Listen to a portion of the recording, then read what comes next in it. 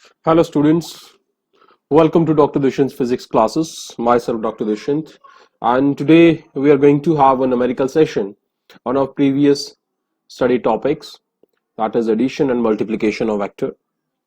So चलिए start करते हैं। पिछले कुछ लेक्चर्स में हमने स्टडी किया कि दो वेक्टर्स को कैसे ऐड करते हैं, दो वेक्टर्स के एडिशन में उनके बीच में बने हुए एंगल की इंपॉर्टेंस क्या है, इसी तरह दो वेक्टर्स को मल्टीप्लाई कैसे करते हैं और वहां पे कैसे इफेक्ट करता है उन दोनों के बीच का बना हुआ एंगल। चलिए स्टार्ट करते हैं आज का टॉपिक, जिसमें हम सबसे पहले जो हम अपना स्टार्ट करेंगे that will be based upon the addition of two vectors.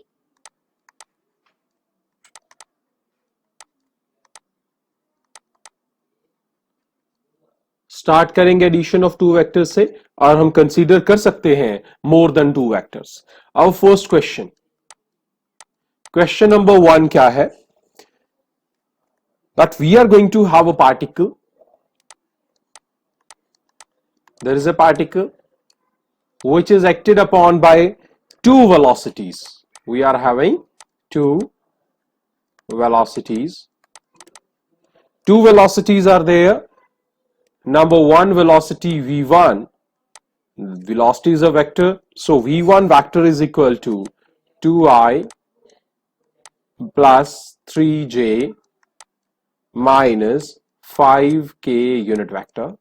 That is first velocity. And the second velocity, we are considering it as v2 vector, that is I unit vector minus 2j unit vector plus 3k unit vector. So what you have to find? You have to find the resultant.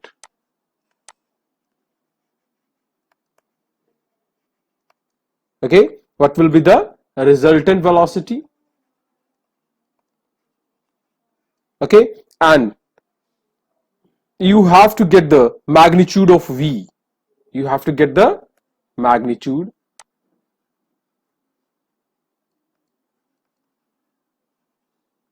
Magnitude निकालना किस में है? MKS units में, इन MKS units. ध्यान रहे, resultant निकालना है और आपने जो इसका मैग्नीट्यूड निकालना है that should be in MKS units. MKS units means we are going to have meter per second. MKS unit क्या है? वेलोसिटी का मीटर पर सेकेंड। सो ये आपके पास क्वेश्चन आ गया। अब देखिए कैसे सॉल्यूशन करते हैं इसका। सो हमारे पास v1 v2 वेलोसिटीज हैं और जो रिजल्टेंट है आपके पास उसे हम कंसीडर कर सकते हैं कैपिटल V से।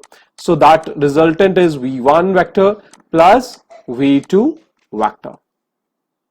ठीक है, अब हम कंसीडर करते हैं कि इन दोनों को सम कैसे करना है। सिंपल सम करने का मेथड है, एडिशन तो हमें सिंपल ही मिल जाएगा, बस हमें मैग्नीट्यूड निकालने के लिए कुछ स्पेशल टर्म्स यूज करनी पड़ेंगी। सो आपके पास v वेक्टर जो है, रिजल्टेंट जो है वो निकालिए यहां पे, सिंपल ऐड कीजिए। Similar unit vectors will be added, 2i plus i that is going to be equal to 3i unit vector, then 3j minus 2j that is j unit vector minus 5k plus 3k minus 2k unit vector. That is the resultant of the two velocities v1 and v2. That is first thing. Very simple. Now what we need to do, we want to get the value of the magnitude of this. We can represent it as magnitude mod of this value. Simply we can write v without any arrow on it. v simple आपने v के बगैर, arrow के बगैर लिखेंगे। v किसके बराबर होगा? Simplest तरीका मैग्नीट्यूड निकालने का क्या है कि add the square of the coefficients of i, j, k along with their signs। क्या ऐड करना है? किसको? स्क्वायर्स को। किसके? i, j, k के कोफिशिएंट्स के। i का कोफिशिएंट क्या है? 3 का स्क्वायर प्लस ऐड करना है जे का कोफिशिएंट क्या है 1, 1 का स्क्वायर प्लस ऐड ही करना है हमने के का कोफिशिएंट क्या है -2 इसका स्क्वायर। सो आई जे के कोफिशिएंट्स का स्क्वायर उन्हें ऐड करें और इन सब के जो आंसर आएगा take the root of that will be the magnitude and what would be this 3 square 9 plus 1 minus का स्क्वायर प्लस हो जाएगा 4।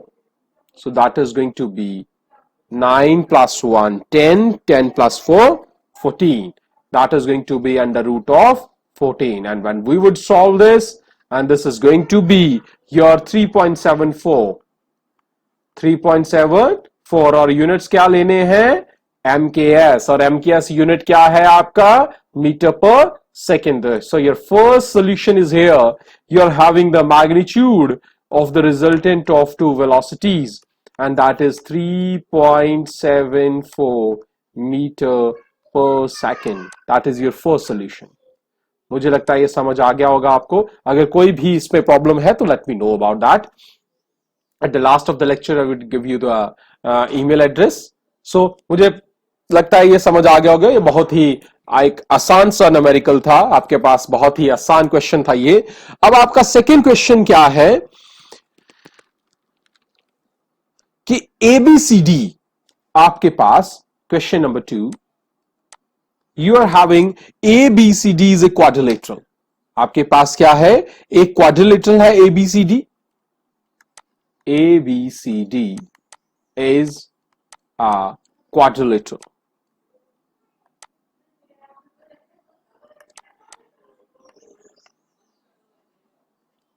Quadrilateral done. क्वाड्रिलेटरल है और यहां पे क्या है फोर्सेस, ध्यान से BA वेक्टर, ध्यान रहे BA वेक्टर मतलब फोर्स की डायरेक्शन कहां से है B to A, BC vector B to C मतलब B दोनों में कॉमन है। इसी तरह CD वेक्टर और DA vector act at a point, ये क्या करती हैं एक्ट करती हैं on a point. Show that their resultant is what you have to do, show the resultant, show करना है रिजल्टेंट क्या है twice of BA vector. Very easy question. आपने BA vector, BC vector, CD vector, DA vector, चार forces हैं जो act कर रही हैं एक पॉइंट पे। आपको चेक करना है, आपको निकालना है कि रिजल्टेंट जो है वो BA का ट्वाइस है, BA का ट्वाइस है। चलिए चेक करते हैं। सिंपली पहले एक छोटा सा डायग्राम बना लेते हैं, इसका डायग्रामेटिकली रिप्रेजेंटेशन दे देता हूं मैं आपको। चलिए देखते हैं कैसी रिप्रेजेंटेशन है। क्वाड्रिलेटरल है, so what we are going to have this one,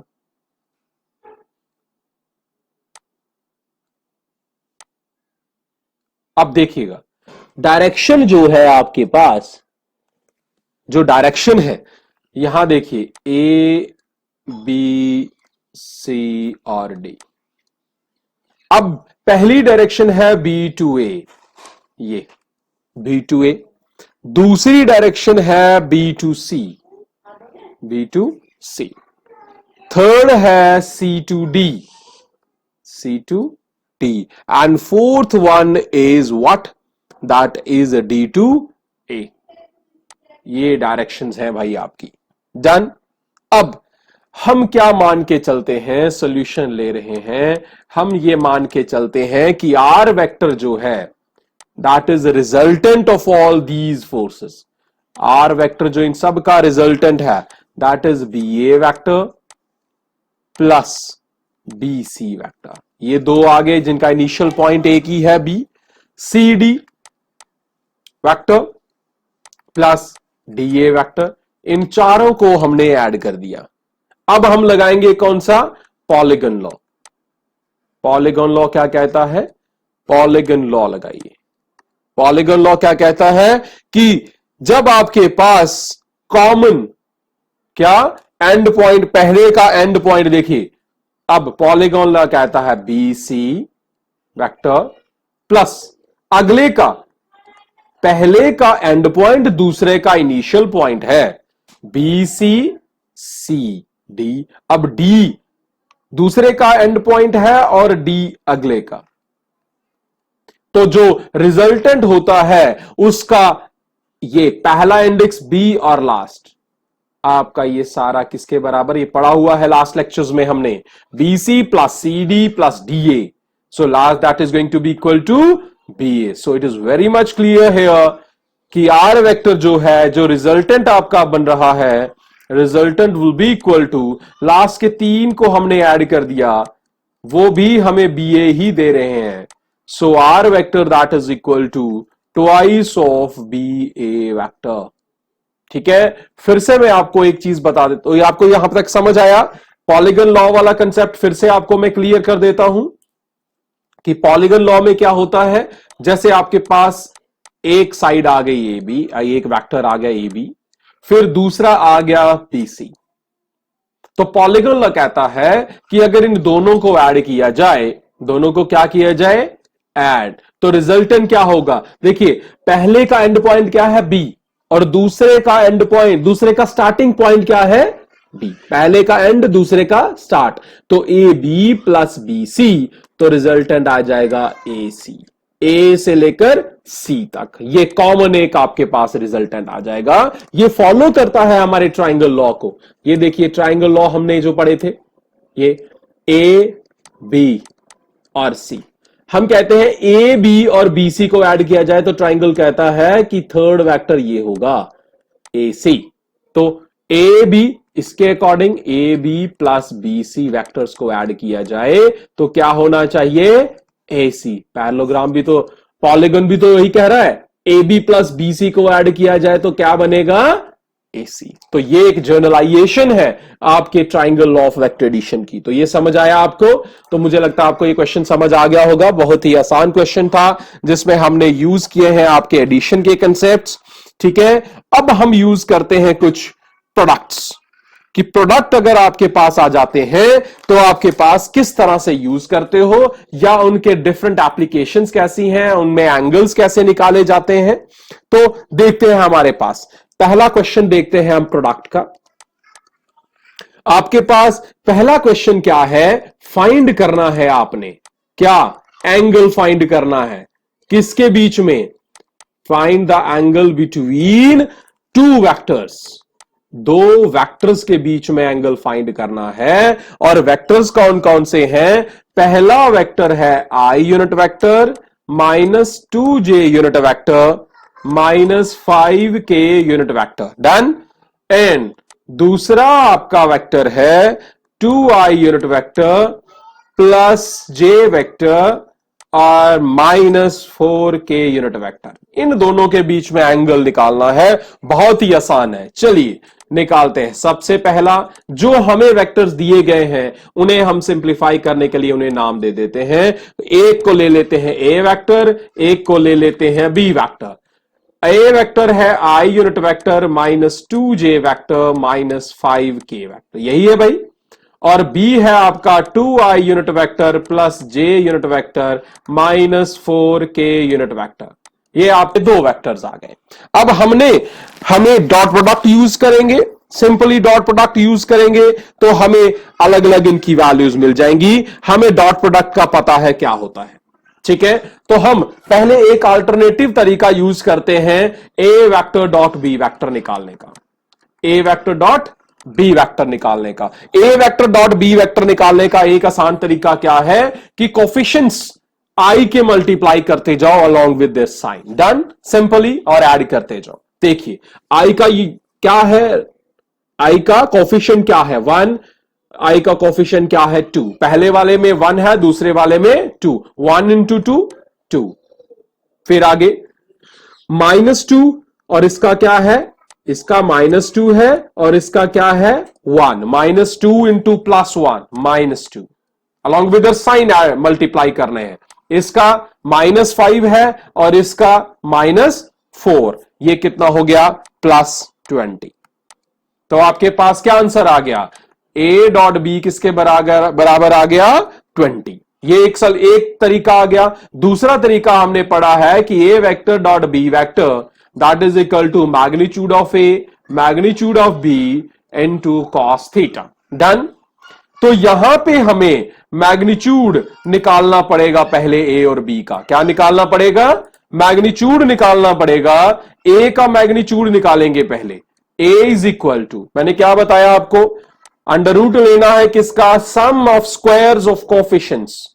i का कोफिशिएंट 1 प्लस -2 का स्क्वायर, -2 का स्क्वायर हो गया प्लस -5 का स्क्वायर हो गया, प्लस -5 का स्क्वायर हो गया। सो ए का आपको क्या मिल गया, ए का आपको रिजल्टेंट मिल गया √30। इसी तरह b इज इक्वल टू 2 का स्क्वायर प्लस 1 का स्क्वायर प्लस -4 का स्क्वायर, ये आपके पास कितना बन गया, ये आपका बन गया √21। तो a भी मिल गया, b भी मिल गया। मल्टीप्लाई करेंगे, देखते हैं। चलिए, अब a डॉट बी हमें 20 मिल चुका है, तो यहां से अब यहां वाला जो आपका ये वाले फिगर्स हैं, a डॉट बी हमें पता है 20 है, a की वैल्यू हमें √30 पता है, b की वैल्यू हमें √21 पता है, और हमारे पास क्या आ गया, cos थीटा। तो cos थीटा किसके बराबर हो गया, cos theta is equal to 20 upon √30 into 21। इसे सॉल्व करेंगे, what we are going to get, बहुत ही सिंपल है, यहीं से आपके पास थीटा की वैल्यू आ जाएगी। सो थीटा आपके पास यहां सबसे पहले cos थीटा किसके बराबर आ गया, cos थीटा सॉल्व करोगे आप इसे, you are going to have 0.697968। Done.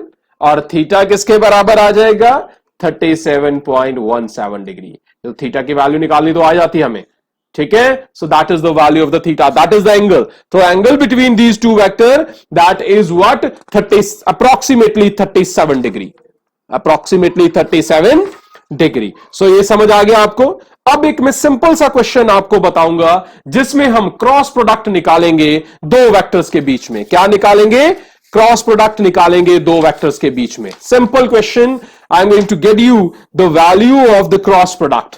So question है अगला, find the cross product two vectors. Done. तो आपको मैं वेक्टर्स दे रहा हूं, ए वेक्टर है आपके पास और बी वेक्टर है। You have to get the value of A vector cross B vector. ठीक है, सिंपली आपने ए क्रॉस बी निकालना है। सो ए वेक्टर किसके बराबर है, 3i unit vector minus 2j unit vector plus 7k unit vector, और बी किसके बराबर है 5i unit vector plus 6j unit vector minus 3k unit vector. आपको इनका क्या निकालना है, क्रॉस प्रोडक्ट निकालना है। चलिए, बहुत ही आसान है। तो सबसे पहले हम क्या करेंगे, मैट्रिक्स फॉर्मेशन करेंगे। मैट्रिक्स मतलब अरेंजमेंट। तो इस तरह से बनाना है, ध्यान रहे। पहले आपकी जो रो है that is of the unit vector i unit vector, j unit vector and k unit vector. फिर अगला काम क्या है, सेकंड रो में कोफिशिएंट्स लिखने हैं पहले वेक्टर के। पहला ध्यान रहे, पहला कौन है, a। अगर यहां b क्रॉस a होता तो पहला b, a unit vector 3 minus 2 plus 7। ठीक है, प्लस 7 की जगह सिंपली आप 7 भी लिख सकते हो, ये 7 आ गया। फिर दूसरे के कोफिशिएंट्स 5 6 माइनस 3। डन। चलिए, अब अगला काम है बस इसी मैट्रिक्स को हमने सॉल्व करना है for getting the value of what A cross B. चलिए सॉल्व करते हैं, बहुत ही आसान है। आपके पास आ गया A vector cross B vector that is equal to पहले पॉइंट में, अब हम पहला लेंगे आपका आई। सो आई आ गया इनटू जिस कॉलम में और जिस रो में आई रहता है वो रो और कॉलम हम कैंसिल कर देंगे, अपने लिए कैंसिल कर देंगे, समझने के लिए कैंसिल कर देंगे, हालांकि वो कैंसिल नहीं होगी। तो चलिए हम कैंसिल कर देते हैं। आई किस में है, इसमें, तो ये वाली रो और ये वाला कॉलम गया, पीछे जो रह गया उन्हें क्रॉस मल्टीप्लाई कर देंगे। -2 -3, 6 माइनस 7 इंटू 6 42। डन। अब अगला लेंगे, अब आ गया जे, पहले वाले के साथ प्लस, जे के साथ माइनस, थर्ड के साथ plus, that is your rule. Minus J, फिर क्रॉस मल्टीप्लाई, जिसमें जे है वो वाला कॉलम और जिसमें ये है ये भी चला जाएगा। 3 इंटू -3 -9 माइनस 7 5 35, ये दो आ गए। अब तीसरे की बारी, तीसरे की बारी जब हम लेंगे, तीसरा के वाला ये गया, के वाला ये गया। अब आ गया प्लस के ब्रैकेट में 3 इंटू 6 18 और 5 minus minus plus 5 2 10. You got this one, but that is your form. You got the value of A vector cross B vector, that is equal to I unit vector 6 minus 42 minus 36 minus J minus ये 44 plus 44J and plus 28K. That will be your answer of your cross product. Done. और अगर अब आपको पूछा जाए भाई A cross B की direction क्या है, A क्रॉस B की डायरेक्शन क्या है, भाई जब भी आपको ऐसा क्वेश्चन पूछा जाए कि A क्रॉस B की डायरेक्शन क्या है, तो हमेशा याद रखना है A क्रॉस B की डायरेक्शन क्या होती है। A क्रॉस B की डायरेक्शन होती है जो दोनों वेक्टर्स के परपेंडिकुलर हो। क्या होती है? दोनों वेक्टर्स के परपेंडिकुलर, मींस ए के भी परपेंडिकुलर और बी के भी परपेंडिकुलर, ए के भी परपेंडिकुलर और बी के भी perpendicular. So the cross product this has the direction which is perpendicular to both A vector and B vector. So ये समझ आए होंगे आपको question. So thanks for watching me. Please do not forget to subscribe the channel, share this video and like the video. Thank you very much. Enjoy Dr. Dushyant's physics classes. Goodbye.